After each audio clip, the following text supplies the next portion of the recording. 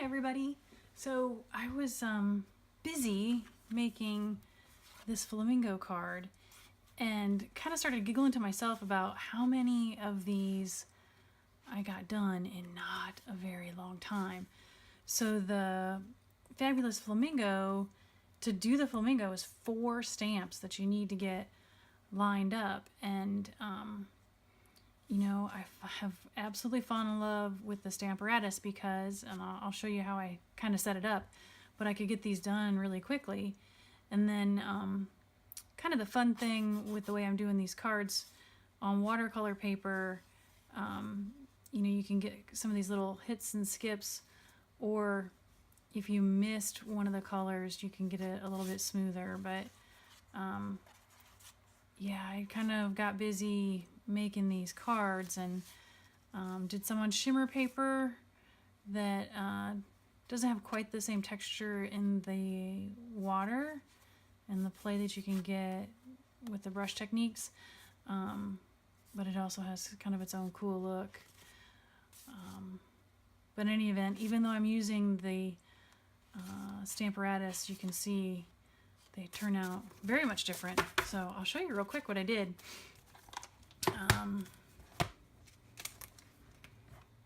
Or how I'm kind of going through it. So one thing you want to keep in mind with the Stamparatus, you've got the 2 plates, but you do not want to try to shut the second plate in, and they just, you know, slip in and out. So I'm going to set that aside for a minute. And of course, the first time that you you set the stamps, you do need to take a minute to get them all lined up. But once you get them lined up, you pretty much rock and roll on this. Always careful to keep those little magnets apart, but I'm using the permanent black because I am going to put some water to this, and I found out it really does not matter what order you stamp these in. You know, the black is dark enough that it plays through. If you start with the black, it isn't like you're going to cover it up with the lighter pink colors. So I do that, and then I do take just a second because I don't like ending up with a mess everywhere, and I'll take a baby wipe and just wipe off around that stamp, because the next thing I'm going to do is just flip it. I'm going to ink up the feet, the legs, get those right in place.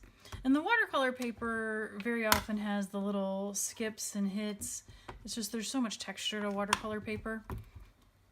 But when I was doing that with the shimmer paper, it was pretty much a one and done. So what I was doing, since I'm making multiples, is I would get one of the, I don't know if you want to call them extra doors or flaps or covers.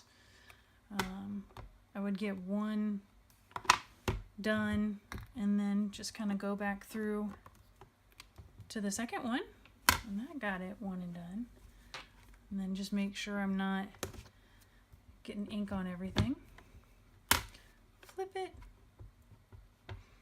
I kind of think too that I've made so many of these earlier today, I think my stamp pad might need to be re-inked, but a little bit of spot right there in the shoulder.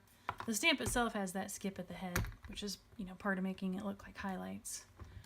So yeah, there's 2 in the black, just that fast. And then I do have a third one here. I'll just go ahead and do it real quick since I've got the paper cut.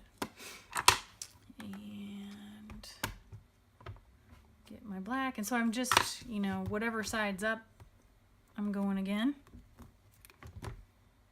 Ooh, that looked pretty good. I'm kind of getting in this habit of doing it again and again on the watercolor paper, but that one didn't even need the double take. And there's that. Just like that. And I'll give these just a real quick, before I'm completely done with the stamp set, I will wash them with water, but oops, I had a little bit of thought. I did this here. So when I was working, not trying to show people, I would have the black pair here, the pink pair here, and I could go back and forth, but I think you get the idea nevertheless. So now I'm also, you know, just lining the paper up in the corner. And then for this guy, I used powder pink for the softer color.